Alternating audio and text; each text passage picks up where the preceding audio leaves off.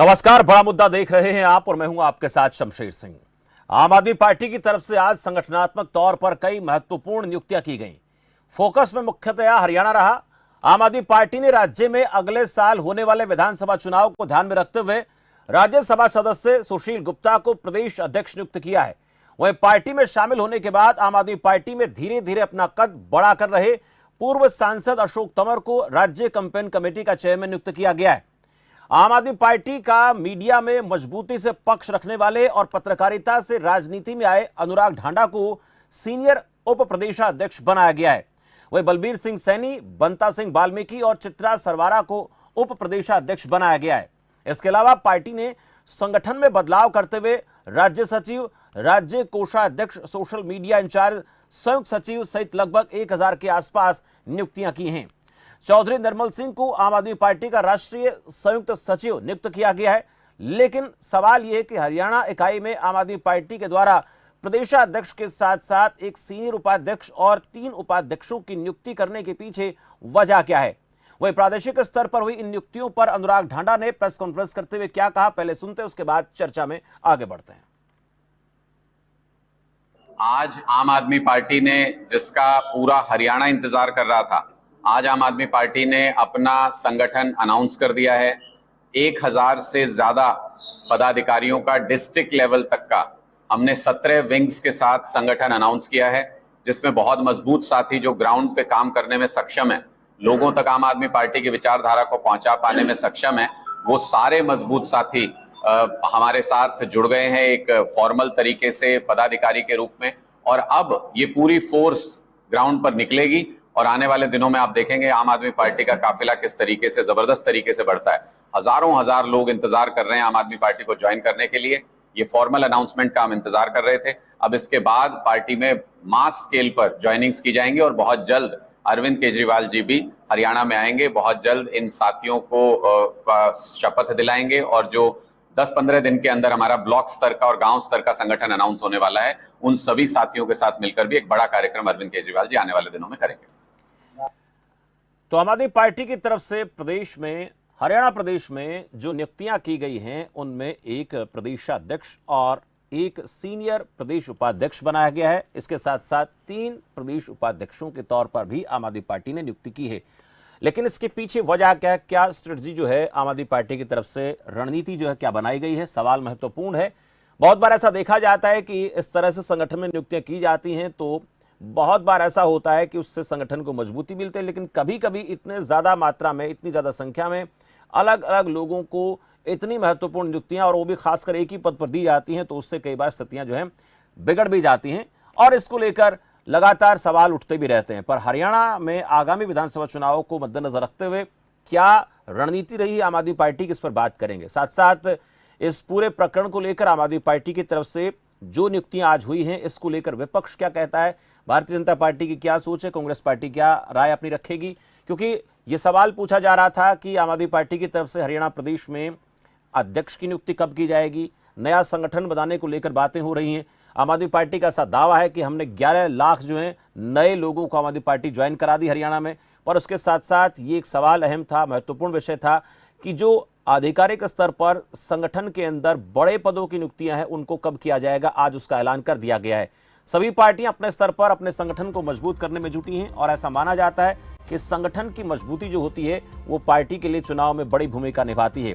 BJP का ऐसा मानना है कि हमारे पन्ना प्रमुख तक हम पूरी तरह से फोकस हैं चुनाव में और उसके लिए प्रयास भी चल रहे हैं। आम आदमी पार्टी की तरफ से आज बड़ा ऐलान किया गया है। कांग्रेस पार्टी का भी फोकस आने वाले दिनों में संगठन पर रहने वाला है, क्योंकि उनका भी कहना है कि बहुत जल्द हम अपने संगठन में विस्तार करेंगे। वहां पर भी उनकी तरफ से 4 प्रदेश उपाध्यक्ष बनाए गए हैं, एक अध्यक्ष बनाया गया है। ये भी सवाल कई बार कांग्रेस पार्टी से पूछा जाता रहा है कि इसको पीछे क्या रणनीति आप लोगों की रही है, ऐसा आप लोगों ने क्यों किया। और इनेलो भी अपने स्तर पर अपनी तैयारी कर रही है संगठन को मजबूत करने के लिए, परिवर्तन यात्रा के जरिए मजबूती के साथ अपनी बात रख रही है। पर क्या ये असर दिखा पाएंगे, इस पर बात करेंगे। मेरे साथ चारों खास मेहमान शीशपाल जिंदल हैं, प्रवक्ता भारतीय जनता पार्टी से, रमन सिंह प्रवक्ता कांग्रेस पार्टी से, ओंकार सिंह प्रवक्ता मेरे साथ हैं, नरेश शर्मा आम आदमी पार्टी प्रवक्ता मेरे साथ है। आप चारों का बहुत स्वागत है। पहला सवाल मैं बात करना चाहूंगा, नरेश शर्मा आप ही से करना चाहूंगा, क्योंकि आपकी पार्टी में कुछ महत्वपूर्ण नियुक्तियां आज हुई हैं और जैसे कि अनुराग ढांडा को सुन रहे थे कि औपचारिक ऐलान होना बाकी था, वो औपचारिकताएं आज पूरी कर ली गई हैं। पर इसमें एक सवाल ये है कि आप लोगों ने 3 तो प्रदेश उपाध्यक्ष नियुक्त किए हैं, एक वरिष्ठ प्रदेश उपाध्यक्ष बनाया है, एक अध्यक्ष के पद पर नियुक्तियां की हैं। ऐसे में ये तमाम चीजों की जरूरत क्या थी, क्या वजह इसके पीछे रही है? शमशेर जी, पहले तो मैं बहुत धन्यवाद चाहता हूँ कि पूरे हरियाणा प्रदेश को आम आदमी पार्टी के कार्यकर्ताओं को, आम आदमी पार्टी के जितने भी पदाधिकारी जी, और हमने एक संगठनात्मक तरीके से बहुत रीऑर्गेनाइज वे में संगठन बनाया है, जिसके अंदर जो हम जमीन पे जाके जितने भी साथी हमारे जो संघर्ष करते थे, जिन्होंने मेहनत करी है पहले भी, और जो नए साथी हैं जो मेहनत कर रहे हैं, उन सबको मिला के हमने संघर्ष करके, जो भी ये संघर्ष के साथी थे, सबको संगठन में मान सम्मान दिया है। इस संगठन के मान सम्मान आपने देखा, सुशील गुप्ता जी को हमारा प्रदेश अध्यक्ष बनाया गया है, उसके बाद में अशोक तंवर जी को कैंपेन कमेटी का चेयरमैन बनाया गया है, और अनुराग ढांडा जी को प्रदेश उपाध्यक्ष बनाया गया है। तीनों सीनियर लीडर को बहुत ही सीनियर जिम्मेवारी दी गई है प्रदेश के अंदर, और हम चाहते हैं कि वो अपनी जिम्मेवारियों को, जो हरियाणा प्रदेश चाह रहा था आम आदमी पार्टी से, वो अपनी बखूबी निभाएंगे, और हम जो जनता के मुद्दे हैं उनको जमीन के ऊपर लेके आएंगे। और सबसे बड़ी बात यह है कि आप ये देखिए कि हमने अभी पिछले महीने कैंपेन चलाया था कि सदस्यता अभियान का, तो 12 लाख लोग हरियाणा के जुड़े थे हमसे, और उसके बाद आज हमारा 1000 से ऊपर जो है हमारा संगठन में लोगों को जोड़ा गया है, जिसके अंदर बहुत कार्रवाई की गई है कि हमने संगठन के अंदर उन्हीं लोगों को दिया है जो संगठनात्मक रूप में कार्रवाई कर रहे थे, और जो संगठन में जो आम आदमी पार्टी की विचारों को और जमीन तक लेके जा रहे थे, लोगों तक, जो हमारे आम आदमी पार्टी की आवाज को उठा रहे थे। लेकिन नरेश जी, एक सवाल मेरा आपसे ये है कि आप लोगों ने कहा कि हमने सभी को सम्मान दिया है, तो क्या उपाध्यक्ष के पद पर सम्मान देने की जरूरत थी? वैसे सम्मान नहीं दिया जा रहा था। ये सवाल कई बार उठता है कि कई बार ऐसा भी होता है कि सबको सम्मान देने के चक्कर में स्थितियां कई बार थोड़ी सी असहज हो जाती हैं, और ऐसे सवालात विपक्ष या फिर तमाम पॉलिटिकल पार्टी कई बार कांग्रेस से पूछती रही है कि आप लोगों ने प्रदेश में 4 उपाध्यक्षों की नियुक्ति क्यों की? अब ये क्या जरूरत थी? सम्मान देना सिर्फ उपाध्यक्ष बनाए जाने से सम्मान मिलता है या कुछ और भी किया जा सकता था? ऐसा होता है बहुत बार कि संगठन के अंदर ऐसे लोगों को तुलनात्मक तौर पर एक समान बैठा दिया जाता है तो खिंचाव बढ़ जाता है। नहीं शमशेर जी, ऐसा कुछ नहीं है।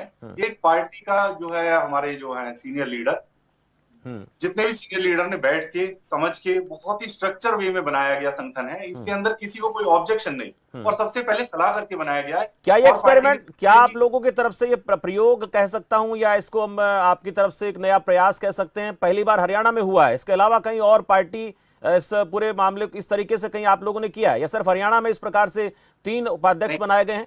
जी देखिए कि पंजाब के अंदर हमारा इसी स्ट्रक्चर वे के अंदर है। संदीप पाठक की पूरा का पूरा जो हमारी सेंटर कमेटी है उसको लीड करते हैं। संदीप पाठक संगठन मंत्री हैं, जो भी है उनकी देख रेख के अंदर जो भी संगठन में नियुक्तियां होती है उनकी टीम द्वारा और उनके द्वारा की जाती है। और सभी जितने भी सीनियर लीडर्स हैं सबको मिलकर बैठ के एक टेबल के अंदर बैठा के सबको संगठनात्मक जो है सबको जिम्मेवारियां दी जाती हैं। ऐसी हमारी राजस्थान, मध्य प्रदेश और भी संगठन में जो भी जिम्मेदारियां एक स्ट्रक्चर नहीं, ये उपाध्यक्ष वाला प्रयोग की बात कर रहा हूँ, ये सिर्फ हरियाणा में है या कहीं और भी आप लोग इसके ऊपर काम कर रहे हैं? तीन उपाध्यक्ष ऐसा भी जो मान सम्मान है, जो जिस लेवल पे काम करना चाहता है, हम उसके हिसाब से पार्टी संगठनात्मक रूप में काम कर रही है। क्योंकि आपने देखा कि हमारे पार्टी को 2 महीने हुए हैं। यानी मैं ये कह सकता हूं कि ये जो इस प्रकार से उपाध्यक्ष बनाए गए हैं 3 और एक वरिष्ठ उपाध्यक्ष बनाए गए, सिर्फ हरियाणा में है, बाकी जगहों पर आप अपने अलग तरीके से सम्मान देते हैं कार्यकर्ताओं को?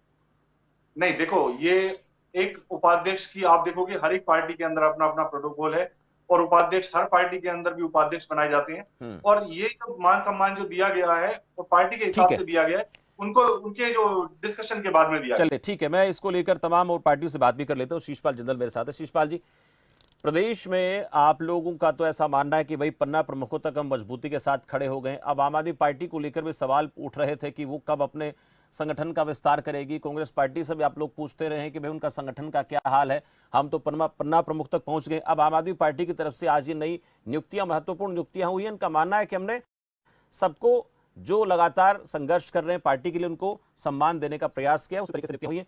बीजेपी क्या कहती है? शमशेर जी, मेरी आवाज? जी सुन पा रहा हूं सर। नियुक्तियां करने से ऐसा नहीं कि हमारे में, हमारे संगठन में कोई बदलाव होगा। नियुक्तियां करना इनका अधिकार है। टाइम आ चुका है, समय आ चुका है, करने दीजिए, हमें कोई फर्क नहीं पड़ता। एक कहावत आपने सुनी होगी कि ये जो आम आदमी के लोग हैं, ये बड़ा सा ब्रीफ केस लेके चलते हैं, पता होगा आपको शायद। ये ब्रीफ केस वाली भ्रष्टाचारियों की पार्टी है। हमारी एक सन्यासियों की पार्टी है जो राजनीति में समाज सेवा करने के उद्देश्य से आई हुई है। अब आप दिल्ली के मुख्यमंत्री आदरणीय केजरीवाल जी को देख लीजिए और हमारे मुख्यमंत्री आदरणीय मनोहर लाल जी को देख लीजिए। वो अपने बंगलों पे करोड़ों रुपया खर्च करते हैं और हमारे मुख्यमंत्री जी क्या है उनके पास?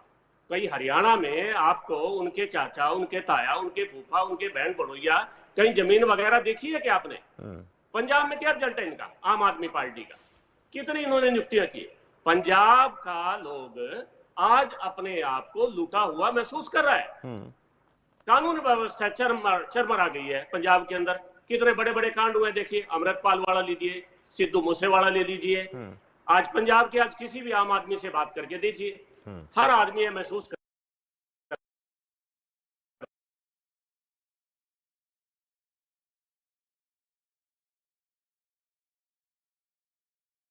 हर आदमी बोलता है कि 5 साल हमारे को झेलना पड़ेगा।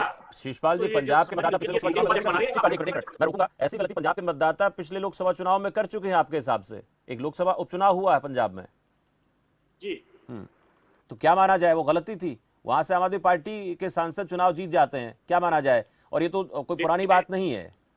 जिस भी राज्य के अंदर किसी की सरकार होती है उसका थोड़ा बहुत प्रभाव रहता है। नहीं, एक विधानसभा एक चुनाव हार भी जाते हैं उससे पहले, संगरूर वाला। नहीं, वो कोई खास बात नहीं। अभी देखिए, जो सरकार होती है, राज्य सरकार का प्रभाव होता है, मतदाताओं पर प्रभाव होता है, डर भय होता है, अपना लोकल का प्रभाव होता है। ये कोई खास बात नहीं है, हार जीत लगी हुई है। एक आध सीट से हमारे को कोई फर्क पड़ने वाला नहीं है। लेकिन एक सीट मैं तो ये जानना चाह रहा था कि जनता, अगर ऐसी स्थितियां वहां पर हो गई हैं तो क्या ये माना जाना चाहिए कि वाकई में स्थितियां बहुत नाजुक हैं, इसलिए लोग जो है वो आम आदमी पार्टी को स्वीकार नहीं कर रहे हैं? ये इसको लेकर मैं जवाब लूंगा नरेश जी से, लेकिन उससे पहले आपसे मैं जानना चाह रहा था। मैं समझ नहीं पाया, एक बार सवाल दोबारा कीजिए। मैं जानना चाह रहा था कि आपका ये मानना है, आपका ये कहना है कि पंजाब में देखिए क्या हो गया, हालात कितने खराब हो गए हैं, लेकिन उसके बाद भी वहां से वो चुनाव जीत जाते हैं, और वो तो कांग्रेस पार्टी की सीट थी, भावनात्मक तौर पर लोगों के साथ जाना चाहिए था। नहीं, देखिए मैं आपको बताता हूँ शमशेर जी, कोई भी है, उधर के लोग, उनको पता है कि अभी 3 साल 4 साल 5 साल अभी केजरीवाल जी के मान साहब के सरकार के बकाया है। कामों का है, समाज का है, विचार का है, विकास का है, वो बहुत लोकल मुद्दे बहुत ज्यादा होते हैं। ठीक है, उनका कोई खास बात नहीं हमारे लिए महत्व नहीं रखता। अब गुजरात का उदाहरण मैं देता हूँ। केजरीवाल जी क्या करते हैं? ये कहते हैं कि हमने लाखों की फौज खड़ी कर दी, हजारों की फौज कर दी। ऐसा कुछ नहीं है। पंजाब से लोग उठाते हैं, जिस क्षेत्र में, जिस स्टेट में चुनाव होते हैं, बसें भर के वहां पे ले जाते हैं, अपनी भीड़ इकट्ठा करके दिया जाते हैं। क्या मिला इनको गुजरात के अंदर? आप बताइए मेरे को। अंदर हरियाणा में भी करके देख ले। चलो देखते हैं होता है कि शीशपाल जी, संगठन को लेकर मैं बात कर रहा था आपसे, आपने इस पूरे मामले को लेकर तमाम आरोप लगाए हैं, इसको लेकर जवाब देंगे दरअसल, लेकिन उससे पहले ओंकार सिंह जी से बात कर लेता हूं। ओंकार सिंह जी, संगठन को लेकर सभी पार्टियां कोशिश कर रही हैं, आज कुछ बड़े ऐलान किए गए आम आदमी पार्टी की तरफ से, लेकिन मेरा सीधा सवाल इसी बात को लेकर है कि 3 उपाध्यक्ष बनाए हैं, एक वरिष्ठ उपाध्यक्ष बनाया गया है, एक अध्यक्ष बनाया गया है, एक कैंपेन कमेटी का अध्यक्ष बनाया गया है। सबको साधने की कोशिश की गई है, सब साधने में सब सफल रहेगा, या इन्हें लोगों को कुछ और लगता है इस पूरे प्रकरण में? शमशेर जी, देखिए, प्रत्येक राजनीतिक पार्टी का अपना अधिकार है कि वो अपने हिसाब से नियुक्तियां करें। एक उपाध्यक्ष बनाए, 4 बनाए या 10 बनाए, इससे किसी का कोई मतलब नहीं। लेकिन आज जो 2024 की स्थिति सामने नजर आ रही है, मेरे को इतना आपसे भी एक बात पूछना चाहूंगा कि आम आदमी पार्टी का धरातल पर ऐसा कौन सा काम है हरियाणा में जो हरियाणा की जनता इनको ताज बख्शेगी? पंजाब की स्थितियां अलग थी, गुजरात की अलग थी, हिमाचल की अलग थी। जहां भी आपने देखा आम आदमी पार्टी ने वोट काटने का काम किया, उसका बेनिफिट बीजेपी को गया। चाहे आप गुजरात का स्थिति ले लीजिए या हिमाचल की ले लीजिए, उसमें बीजेपी की इतनी वोट नहीं, इतनी सीट नहीं आनी थी। अब हरियाणा में स्थिति क्या है? सबसे पहले तो ये हरियाणा में अपना ये स्पष्ट कर दें कि SYL पे इनका क्या स्टैंड है, सबसे बड़ी बात है, क्योंकि पंजाब में इनकी सरकार है। दूसरी बात, ये ड्राइंग रूम में बैठ के राजनीति करने वाले लोग हैं। देखिए, चौधरी अभय सिंह चौटाला जी 24 फरवरी से सड़क पर घूम रहे हैं, सड़क नापने के लिए नहीं घूम रहे, वो जनता की नब्ज टटोल रहे हैं, जनता के बीच में जा रहे हैं, सरकार की बेकायदगियां बता रहे हैं और अपनी योजनाएं बता रहे हैं कि वो आने पर क्या करेंगे। दूसरी बात, आम आदमी पार्टी पंजाब में आई, पंजाब की स्थिति ये थी पंजाब के लोग अकाली दल से खुश नहीं थे और कांग्रेस में फूट की स्थिति थी। यहाँ पे भी वही होगा। यहाँ पे आम आदमी पार्टी अगर 2-4% वोट ले भी जाएगी तो कांग्रेस की वोट काटेगी। इसका नुकसान कांग्रेस को है। आम आदमी पार्टी चाहे 10 उपाध्यक्ष बना ले चाहे 10 प्रदेशाध्यक्ष बना ले, इससे हरियाणा में कोई फर्क नहीं पड़ने वाला। हरियाणा में 2024 में सत्ता वही संभालेगा जो जनता की बात करेगा। प्रत्येक मुद्दे पर आप ये देख लीजिए, सड़क से लेकर विधानसभा तक, अगर जनता के हर एक मुद्दे को उठाया है किसी नेता ने तो एकमात्र विधायक होते हुए चौधरी अभय सिंह चौटाला जी ने उठाया है। आज भी देख लीजिए, वो जनता की नब्ज टटोलने में जा रहे हैं और जितनी सरकार की बेकायदगियां हैं, जब से वो 24 फरवरी से सड़क पर आए हैं तब से लेके कांग्रेस और बीजेपी में खलबली मची है। आज से 9 साल होने को है, बीजेपी को जनसंवाद कार्यक्रम नहीं नजर आया, अब इनको जनसंवाद कार्यक्रम नजर आया। और जनसंवाद कार्यक्रम में हो क्या रहा है जी आपके सामने है। हर एक कार्यक्रम में कोई ना कोई मुख्यमंत्री महोदय ऐसी बात कर देते हैं जो अशोभनीय है। दूसरी बात देखिए, एक कार्यक्रम में मुख्यमंत्री महोदय कहते हैं तू किसी के बहकावे में आई है, दूसरे कार्यक्रम में कहते हैं कि आम आदमी पार्टी का कार्यकर्ता इसे बाहर ले जाओ और पीट लो। ये अमर्यादित भाषा, ये गलत है। हाँ, जब से चौटाला साहब की यात्रा शुरू हुई है, इन लोगों की भी कहीं ना कहीं खलबली मच गई कि हम भी गांव में जाएं। जी, आपका मानना है कि भाई हमने जब यात्रा शुरू की है इसका दबाव है इसलिए ऐसा किया जा रहा है, और आपको ऐसा भी लगता है कि आम आदमी पार्टी जो है, आम आदमी पार्टी संगठन में कितने बड़े बदलाव कर ले, कितने उपाध्यक्ष बना ले, इस बात से कारण ही ये आज जनता के बीच में जाने, इस बात से फर्क नहीं पड़ता ये आपको लगता है। मेरे साथ इस वक्त रमन सिंह भी है, कांग्रेस पार्टी प्रवक्ता। रमन सिंह जी, जो नियुक्तियां कांग्रेस पार्टी की तरफ से हुई, कांग्रेस पार्टी ने भी हरियाणा में प्रदेश अध्यक्ष के साथ साथ उपाध्यक्षों की भी नियुक्तियां की हैं। अब उसी प्रकार की स्थिति कहीं ना कहीं आम आदमी पार्टी की नजर आती है, मिलता जुलता सदरियो है।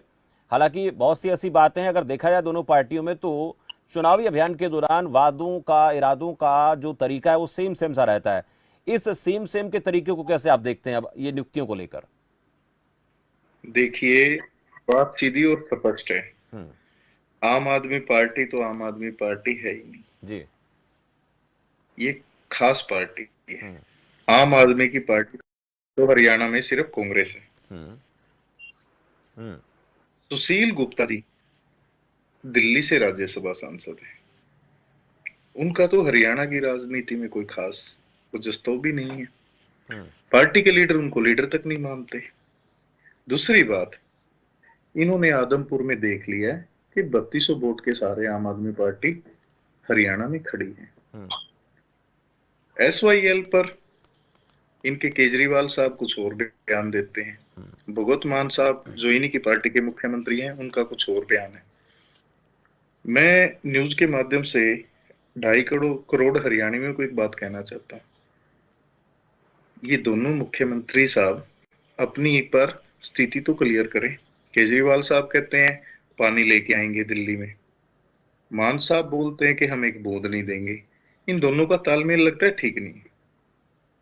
दूसरी बात, आज बीजेपी के भी साथी प्रवक्ता यहाँ बैठे हैं, मैं उनकी बात से सहमत नहीं हूं। SYL पर जब डिसीजन आया तो माननीय सुप्रीम कोर्ट ने फैसला केंद्र सरकार को दिया था कि भाई आप SYL को पूरा करवाएं काम को, और 2.5 करोड़ हरियाणवियों का जो कि नीले पानी पे अधिकार है वो इनको दिया जाए। तो उसमें भी वो लोग चुप हो गए। SYL के जब भी डिसीजन आए हैं वो कांग्रेस के समय में आए। ठीक है। दूसरी बात, हरियाणा में पूरी नहर बन चुकी है, पंजाब में उखाड़ कर फेंक दी गई है सभी राजनीतिक दलों द्वारा। मैं किसी एक को ब्लेम नहीं करूंगा, सभी द्वारा। लेकिन जो कि सुप्रीम कोर्ट के फैसले के बाद क्या बीजेपी सरकार सो रही थी? क्यों नहीं इस काम को पूरा कराया गया? और जो कि मान साहब कहते हैं कि हम एक बूंद भी नहीं देंगे, और उसी की बदौलत वो आदमपुर में आए। हम तो ये चाहते हैं कि इनके जो कैंपेनिंग जो कुछ करे उसमें मान साहब को जरूर ऐड कर लो, क्योंकि वो जितना ज्यादा हरियाणा में बोलेंगे ना। रमन जी, लेकिन मैं एक सवाल आपसे दूसरी पार्टी को फायदा जल्दी से SYL पर तो हम चर्चा करते रहेंगे, आगे भी होगी। जब चुनाव नजदीक आएगा तो ऐसी चर्चाएं होती रहेंगी। पर संगठन को लेकर मैं जानना चाह रहा था कि इन नियुक्तियों को आप कैसे देखते हैं? हर पार्टी का अपना नजरिया होता है। अगर मैं कांग्रेस पार्टी की बात करूं तो कांग्रेस मैंने पार्टी कहा को भी शमशेर संगठन जी, को लेकर, कांग्रेस पार्टी को भी शमशेर संगठन जी, को मैंने लेकर कहा रमन जी, ये संगठन तो हरियाणा का शमशेर जी संगठन है ही नहीं, ठीक है, मैं क्योंकि लेकिन सुशील गुप्ता मैं जी तो दिल्ली से हैं, कांग्रेस उनका पार्टी क्या के लेना देना है संगठन से, चलिए मैं बात उनको करूंगा। तो हरियाणा के लोग नहीं मानते। मैं दूसरी बात, हाँ डांडा साहब को इनके खुद के लीडर ये बोलते हैं कि भाई अब क्या करें, हम पे तो थोपा हुआ है। जी तो ये इनकी राजनीति है। हम्म मैं तो एक बात पूछना चाहता हूँ, हर मुद्दे पे दो बात नहीं होनी चाहिए, एक हम्म, बात होनी चाहिए सीधी ठीक और है, स्पष्ट। चलिए क्या मैं केजरीवाल साहब बड़े कांग्रेस हैं या पार्टी के मान संगठन साहब को लेकर बड़े भी हैं? बात कर लेता हूं। रमन जी, आपका क्या अभी प्लान है? आप भी तो तैयारी कर रहे होंगे, संगठन होना बहुत जरूरी है, आप लोगों को भी कुछ नियुक्तियां करनी है, निचले स्तर पर काम करना बाकी है, उस पर क्या नजरिया है? कितना जल्द हो जाएगा? देखिए आप लोग जरूर कहते रोज रहते हैं देखिए अभी हो जाएगा, जल्द हो जाएगा। शमशेर जी, देखिए हमारे पास संगठन है, हर जिले में हमारे पास ऑब्जर्वर हैं, प्रभारी नियुक्त किए हुए हैं, हम्म हमारी एमएलए की कमेटियां, हमारे सभी लीडर लगे हुए हैं। हम्म माननीय हमारे एलओपी भूपेंद्र सिंह हुड्डा साहब, उदय भान जी हर डिस्ट्रिक्ट में जा रहे हैं, हमारे प्रोग्राम हो रहे हैं हर डिस्ट्रिक्ट में, कार्यकर्ताओं में उत्साह भी है, जो लेकिन कि हमारा, उपाध्यक्ष सुनो कहाँ है सुनो, रमन जी? शमशेर जी, उपाध्यक्ष कहाँ है? हाँ शमशेर जी मुझे कंप्लीट करने दीजिए हाँ प्लीज। जी हमारा मैनिफेस्टो भी एक किस्म से दीपेंद्र सिंह हुड्डा साहब ने बता दिया, जो हम जनता की आवाज के साथ जा रहे हैं। हम्म उसमें चाहे वो 300 यूनिट बिजली फ्री हो, हम उसमें ये जो प्रॉपर्टी आईडी का मजाक बना रखा है, ठीक है, ये हम रमन उसको जी हम सुन विस्तारित रहे हैं करने जा रोजाना, रहे ये हैं। खबरें हम दिखाते हम रहते हैं, चर्चा कर, हाँ ये हाँ जो आप बिल्कुल बता रहे हो ना, ये सुनिए, ये सब बता रहे हो, रोजाना प्रेस कॉन्फ्रेंस दिखाते भी हैं, खबरें भी जी दिखाते हैं, ये सब पता है, लेकिन मैं जानना चाह रहा था उपाध्यक्षों की प्लानिंग क्या रहती है? उनका कोई शेड्यूल सामने आता नहीं है, कभी दिखता नहीं है। हम देख रहे हैं कि अध्यक्ष लगे हुए हैं, भूपेंद्र हुड्डा लगे हुए हैं, और चेहरे कहाँ हैं संगठन के? हमारे सभी चेहरे जमीनी स्तर पर अपनी अपनी कॉन्स्टिट्यूंसीज में, अपने अपने डिस्ट्रिक्ट में ऑलरेडी प्रोग्राम कर रहे हैं और सभी लगे हुए हैं। आप मुझे ये बता दो कि हमारे कौन से नेताजी नहीं लगे हुए, सभी लगे हुए हैं। ठीक है, और आप हल्के में हमारे डोर टू डोर प्रोग्राम हो रहे हैं, डिस्ट्रिक्ट लेवल पर, बूथ लेवल पर, सब चलिए, कार्यकर्ता ये लगे, हमारे सवाल यूथ आपने कांग्रेस, पूछा रमन महिला जी, कांग्रेस। नरेश जी से सवाल पूछा कि भाई आप लोगों का संगठन जो है वो तो हरियाणा का है ही नहीं। नरेश जी, आप पर आरोप लगा है, सीधा रमन सिंह बात कर रहे हैं कि आपका संगठन तो हरियाणा से है ही नहीं, दिल्ली से है आपके प्रदेश अध्यक्ष, और डाडा साहब को लेकर वो बात कह रहे हैं कि उनको तो लोग ये कहते हैं थोप दिया गया, क्या करें, इनके पास से खबरें कहां से आती हैं? आप ही की पार्टी के लोग बोलते हैं क्या? शमशेर जी, सबसे पहले तो रमन भाई को ये बता दें कि पहले अपना संगठन संभालें। पहली बात तो मेरी ये थी कि मैं अपने भाई से ये उम्मीद चाहता था कि कम से कम एक बधाई देते, एक ये पॉजिटिव राजनीति को लेके आए। वो तो इनके अंदर खैर किसी की पार्टी के अंदर है ही नहीं, और चलो इनका संगठन बनेगा तो मैं अपनी तरफ से आपको सबसे पहले बधाई दूंगा। ये आपका पारिवारिक मामला है, ठीक है, और हम अपने संगठन बनाया उसके लिए उम्मीद में यही कर रहा था, लेकिन आपने उम्मीदों पे खरे नहीं उतरे। तो ठीक है, आपकी बात बता देते हैं कि सबसे पहले आपने बोला कि हमारे प्रदेश अध्यक्ष जो दिल्ली से बने, राज्यसभा कहीं से भी चुना जा सकता है कोई, इसके लिए कोई ऑब्जेक्शन नहीं होता कि उसी स्टेट से चुना जाएगा। आपके राज्यसभा के अंदर तो काली भेड़ भी गायब हो जाती है, कोई शाही बदल दी जाती है, ये बहुत कांग्रेस के अंदर तो हमने पुराना एक्सपीरियंस देखा है। और जो कहते हो आपके जो जितने भी हैं, अभी गोगी साहब के 2 दिन पहले कमेंट आए कि हमारा प्रदेश अध्यक्ष नहीं सुनता है। गुप्ता जी कहते हैं कि हमारे को जो है हमारे को 4 वो बनाए थे अपने जोन वाइज जो है, उनके अंदर गुप्ता जी की भी सुनी जाती है, उधर से आपके क्या नाम है गुजर साहब, उनकी नहीं सुनी जाती है। जब आपके 4 उपाध्यक्ष समझ लो उनको, अगर कहने के लिए वो डमी उपाध्यक्ष बना के आपने छोड़ दिए कि जोन में बना दिए 4, एक अध्यक्ष के आगे 4, लेकिन उनकी कभी भी सुनी नहीं जा रही है। सिर्फ एक हुड्डा एंड कंपनी काम कर रही है और कोई काम नहीं कर रहा है जिसके अंदर से, और इनके एमएलए भी ऑब्जेक्शन उठाते हैं।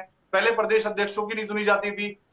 तो ये सारा तो कांग्रेस के अंदर, चाहे प्रभारी आ जाए, हुड्डा साहब किसी को भी नहीं सुनना चाहते, ना वो देखना चाहते। पहले अपना संगठन बना लीजिए कि शैलजा जी के सामने संगठन था कि आज फाइल आ रही है, आज अभी केसी वेणुगोपाल जी के पास है, फिर वो आगे चली गई है। पहले बहुत ही शरीफ विवेक बंसल जी थे इनके प्रभारी कांग्रेस के, मैंने सुना है और एक्सपीरियंस भी है, बहुत ही शरीफ आदमी कहा जाता था। ओंकार सिंह जी कह रहे हैं कि ये चाहे कुछ भी कर लें, कितने संगठन खड़ा कर लें, कितने अध्यक्ष उपाध्यक्ष बना लें, इससे फर्क नहीं पड़ता। ऐसी बातें कहने के बीजेपी की तरफ से भी सामने आ रही हैं कि ऐसा करने से होगा क्या? आप लोगों का स्टैंड ही साफ नहीं है हरियाणा को लेकर के, आपका विजन क्या है, तैयारी क्या है, उसमें सवाल तो आ ही जाता है। फिर बीजेपी को मैं आपको बीजेपी को सवाल का जवाब दे देता हूं। पहली बात तो जिस दिन ये हरियाणा के अंदर आए थे, इनका क्या वजूद था, सबसे पहले तो ये क्वेश्चन है, जिसके अंदर हमारे मनोहर लाल खट्टर जी कहते हैं कि मैं स्कूटर पे घूमता था, अलग अलग जिले के अंदर वो स्कूटर के अंदर काम करते थे। तब आपके पास कितने संगठन के अंदर कार्यकर्ता थे, कितने आपके एमएलए थे, कितने आपके पास संगठन के अंदर ये कि आपके प्रदेश उपाध्यक्ष या एक एमएलए आता था आपके पास में। ये संगठन जो बनाया गया है ये जनता की आवाज उठाने के बाद बनाया शिशपाल जी कहते हैं आम आदमी पार्टी आम आदमी होने का दावा करती है, लेकिन असल में है ही नहीं। वो तो खास हो गए हैं। हमारे सीएम साहब तो बहुत आम है, हरियाणा के सीएम तो, आप लोगों के सीएम तो बड़े खास हो गए हैं, करोड़ों के बंगले में रहते हैं, करोड़ों खर्च करते हैं, आप लोग को आम कहाँ रह गए आप? जिसके अंदर करोड़ों रुपए की पुताई कर दी जाती है, उसके बाद भूल जाते हैं कि हेलीकॉप्टर करोड़ों रुपए खर्च कर दिया जाता है, अपने एमएलए को करोड़ों रुपए की गाड़ियां दे दी जाती हैं, उन सबको भूल जाते हैं दिनों को। और ये सब हमने नहीं बनाया, ये केजरीवाल जी का नहीं है वो घर। वहां पे वो घर किसका है? आप नरेश जी चले पीडब्ल्यू एक मिनट शिशपाल जी, तंत्र है यहाँ। तो ये सरकारी तंत्र के अंदर जो है हमने प्रोटोकॉल के हिसाब से बनाया, जो भी खर्चा है सरकार के उससे लिया गया है। अब ये है नहीं कि केजरीवाल जी उठा के ले जाएंगे। ठीक है, ओंकार सिंह जी बात का जवाब दें आप। नरेश जी, ओंकार सिंह जी ने एक सवाल पूछा था आपसे, वो भी चाहते हैं कि आप उसका भी जवाब दें। सवाल को लेकर बात को कर रहे हैं, संगठन को लेकर बात करें, कुछ भी कर लें। हरियाणा में वजूद नहीं है आम आदमी पार्टी का, ऐसा इन लोगों को लगता है? देखो, वजूद तो बनाया जाता है और वजूद बनाने के लिए हम जनता की आवाज उठा रहे हैं। आपने भी देखा, हमारे ओंकार सिंह भाई कह रहे थे कि हमारे जो आपकी जो पार्टी के नेता हैं जमीन पे जा रहे हैं, तो बहुत अच्छी, मैं आपको शुभकामनाएं देता हूं इस पे भी कि आप जमीन पे जाइए और जनता के मुद्दे उठाइए। ठीक है, अब ओंकार सिंह जी आपसे सवाल है कि आपको तो शुभकामनाएं दे रहे हैं, जमीन पर जाइए, जनता के मुद्दे उठाइए। हालांकि जो सवाल मैंने पूछा था इसराइल को लेकर, उसको लेकर स्थिति अभी कुछ साफ नहीं है। ओंकार सिंह जी, शमशेर जी देखिए, जो ये परिवर्तन पद यात्रा चल रही है, ये जमीन पर नहीं है क्या? ये हवा में उड़ रही है कहीं क्या? तो कह ही रहे हैं जमीन पर आप जा रहे हैं, अच्छी बात है, वो तो कह ही रहे हैं। जनता के बीच में जा रहे हैं, वो प्रत्येक हल्के में जनता के बीच में जा रहे हैं। जो स्थिति अब शमशेर जी हमने देखी 2019 में, हमारा शासन, जनता कह रही थी सत्ता इस वक्त बीएसपी इनेलो की है, लेकिन एक व्यक्ति ऐसा आया सीएम, उसने पार्टी और परिवार में सत्यानाश किया। हम एकदम जीरो पे चले, मैं मानता हूं, मात्र एक विधायक रह गया, लेकिन हमने हिम्मत नहीं हारी, जनता के बीच में गए, जनता की नब्ज टटोली, जनता की समस्याएं उठाई। ऐसी कौन सी समस्या है? परिवार पहचान पत्र है, प्रॉपर्टी आईडी है, म्यूटेशन है, टैक्स व्यवस्था है, रजिस्ट्रेशन व्यवस्था है, और जनता की किसी भी समस्या को, चाहे वो संदीप सिंह के ऊपर आरोप जब लगे विधानसभा में, चौधरी अभय सिंह चौटाला जी ने किस तरीके से उठाया। और इसमें एक विशेष बात, जब भी चौधरी अभय सिंह चौटाला जी ने विधानसभा अध्यक्ष को घेरने की कोशिश की, विधानसभा अध्यक्ष ने उन्हें नेम किया। इस स्थिति में कांग्रेस की जिम्मेवारी यह बनती थी, क्योंकि कांग्रेस लार्जेस्ट पार्टी है, 31 एमएलए थे उसके बाद, उसका फर्ज बनता था चौधरी अभय सिंह चौटाला जी के साथ विपक्ष के नाते। लेकिन एक इसमें रमन सिंह जी, ओंकार सिंह जी, एक सवाल, ओंकार सिंह जी, हम सुन रहे थे, ऐसा नहीं किया। अभय चौटाला को हम सुन रहे थे, ठीक है, आप कांग्रेस से पूछ सकते हैं। एक मिनट, आप सुनिए, ये तो बता दें, कांग्रेस से सवाल पूछे, आपने कितने मुद्दे उठाए? एक मिनट ओंकार सिंह जी, एक मिनट मेरी बात। अब जब सत्र चल रहा था विधानसभा का, तो हम देख रहे थे अभय चौटाला की शैली जो थी ना, उस शैली को लेकर जरूर सवाल उठ रहा था, उसी को लेकर नेम किया जा रहा था। वो नहीं है कि मुद्दे उठा रहे तो नेम किया जा रहा था। जिस अंदाज में बात कर रहे थे, वो अंदाज आपको लगता है कि सही था, इस प्रकार से बोलना चाहिए? ऐसा हमने किसी को देखा नहीं है बोलते, हो सकता है कि वो ठीक बोल रहे हो, लेकिन ये चीजें सुनी नहीं, देखी नहीं गई हैं। शमशेर जी देखिए, उन्होंने जनता के क्वेश्चन ही तो उठाए थे, उन्होंने यही तो पूछा था कि जिन किसानों ने कर्जा लिया उसमें से कितने किसानों की मृत्यु हुई, यही तो पूछा था। उन्होंने कुछ गलत भाषा का प्रयोग नहीं किया, लेकिन उनके साथ जो व्यवहार किया गया ये आपको भी मालूम है, पूरे मीडिया को मालूम है। और दूसरी बात, आम आदमी पार्टी के प्रवक्ता साथी से सिर्फ इतना पूछना चाहूंगा, जितनी इन्होंने नियुक्तियां करी उनमें से कोई आम आदमी है? पहली बात। दूसरा, ये कहते हैं हमने 12 लाख कार्यकर्ता बना दिए। देखिए अनुराग, देखिए शमशेर जी, 12 लाख कार्यकर्ताओं का मतलब है 13,333 कार्यकर्ता एक हल्के में।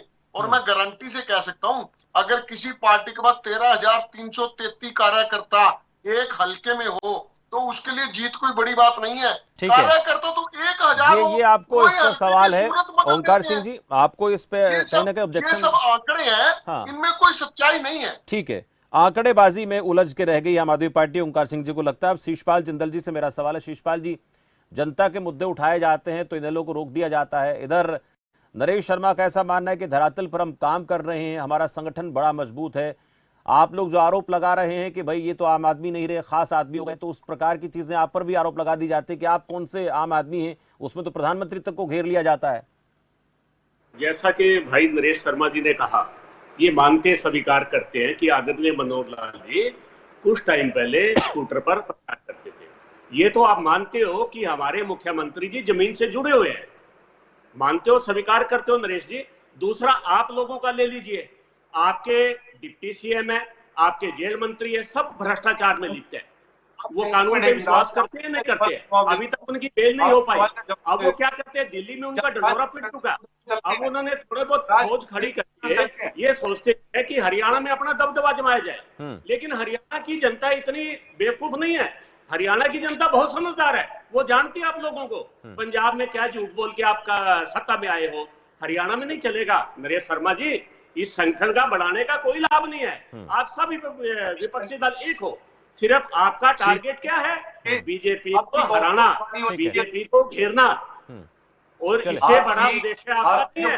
शर्मा जी, जितने मर्जी उपाध्यक्ष बना लीजिए, आप जितने मर्जी बना लीजिए, हमारे को कोई फर्क नहीं पड़ता, बढ़ाइए। ठीक है, वेलकम, बहुत बढ़िया, अच्छी बात है। चलिए, इससे कोई फर्क नहीं पड़ता। शिशपाल जी लगातार एक ही बात कह रहे हैं कि आप कुछ भी बना लीजिए, हमारा इससे कोई लेना देना नहीं है, कुछ फर्क नहीं पड़ेगा। छोटा सा रिएक्शन रमन सिंह जी, आपने सुन लिया सब कुछ, छोटा सा रिएक्शन आपका इस पूरे प्रकरण को लेकर, 1 मिनट में अपनी बात पूरी कर दें। मैं तो एक ही बात कहना चाहूंगा कि हमारे नरेश शर्मा जी कह रहे थे, शर्मा जी हम इनको मुबारकबाद भी देते हैं, और ऐसी बात नहीं कि आप सब अपने हो, ये भी अपने ही हैं, लेकिन बात होती है मुद्दों पर। मुद्दों से सरकार चलती है जी, क्योंकि आपके हमारे कहने से ना एक परसेप्शन बन सकती है, लेकिन धरातल पे क्या है वो रियलिटी भी हमें देखनी होगी। केजरीवाल साहब मान साहब से एक चिट्ठी ले आए, 2.5 करोड़ हरियाणवियों को पानी का अधिकार दे।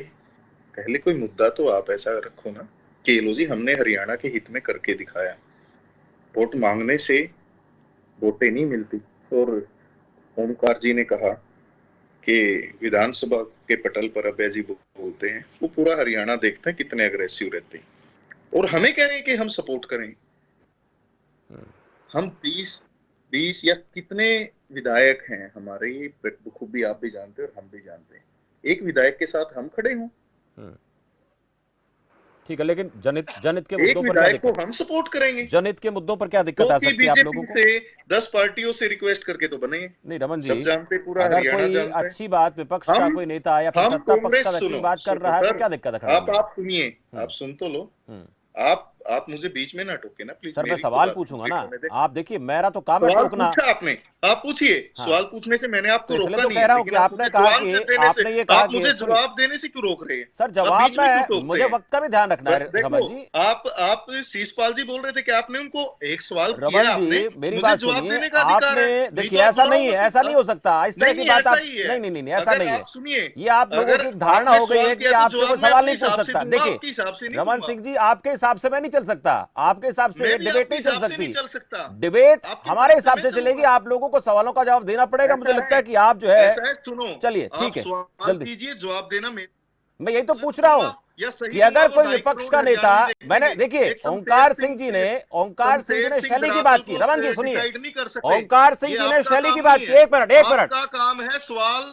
रमन सिंह जी, ओंकार सिंह जी ने जब अभय चौटाला की बात की, मैंने कहा कि शैली ठीक नहीं थी, पर जिस तरीके से आप बात कर रहे हैं कि विपक्ष का कोई नेता अगर जनता की आवाज उठा रहा है तो आप उसके साथ नहीं खड़े होंगे क्या? नहीं सुनना तो आप बुलाते क्यों हो? कौन कहता है आपको पूरा वक्त नहीं मिलता? आपने सवाल किया, मैंने आपको पूरा वक्त दिया, मैंने आपको पूरा वक्त दिया, लेकिन आप मेरी बात को नहीं। आप मेरी बात सुनो शिशपाल जी, ना आप दूध पीते बच्चे हो ना मैं हूँ। हाँ, सब देख रहे हैं। ठीक है, अगर आप इस गलतफहमी में हैं तो फिर देखो सब देख रहे हैं। चलिए, आपने सवाल किया, जवाब सुने, जल्दी से बोलिए। रमन सिंह जी इसमें गुस्सा ना कीजिए, एंकर महोदय ने मैनेजमेंट करना है सब। ये सारे ही भी बीजेपी के बोल थे हमारे साथी, जब तो इनको बड़ा सुकून मिलता है। चलिए ठीक है, वक्त मेरे पास नहीं, आप और ज्यादा चर्चा इस मसले पर नहीं कर सकते, आगे फिर मुद्दे पे बात करेंगे। ठीक है, तो समय दे, सब पूरा वक्त सबको दिया गया, वक्त को लेकर कोई शिकायत ना करे, माफी चाहते हैं। बहुत बहुत शुक्रिया शिशपाल जी, रमन जी, ओंकार सिंह जी, नरेश शर्मा जी, आप चारों का मेरे साथ जुड़ने के लिए।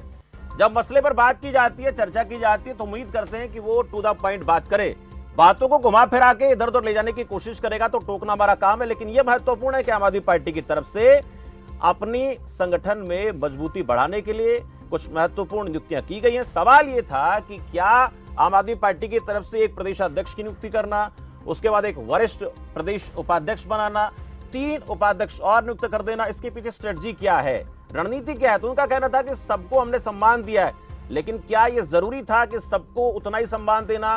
क्या इसी हिसाब से किसी पार्टी के कार्यकर्ता को, नेता को सम्मान मिल सकता है? क्योंकि बहुत बार ऐसा होता है कि इतने ज्यादा व्यक्तियों को एक ही प्रकार का पद दे देना कई बार खींचतान का कारण बन सकता है, पर ये इनका अपना नजरिया हो सकता है। देखते हैं इसका परिणाम क्या आएगा। लेकिन इस पूरे मामले को लेकर विपक्ष को, चाहे कांग्रेस पार्टी है, चाहे भारतीय जनता पार्टी है, इसके साथ साथ चाहे एनएलओ पार्टी, उनका कहना था कि कोई पार्टी अपना कितना ही बड़ा संगठन खड़ा करे, इससे कोई फर्क नहीं पड़ता। लेकिन असल जो मुद्दा है प्रदेश का, उस पर आम आदमी पार्टी को बात करनी चाहिए। ज्यादातर सवाल को लेकर ही घेरने की कोशिश कर रहे थे। फिलहाल मेरे साथ इस चर्चा में इतना ही। आप देखते रहे खबर फास्ट। नमस्कार।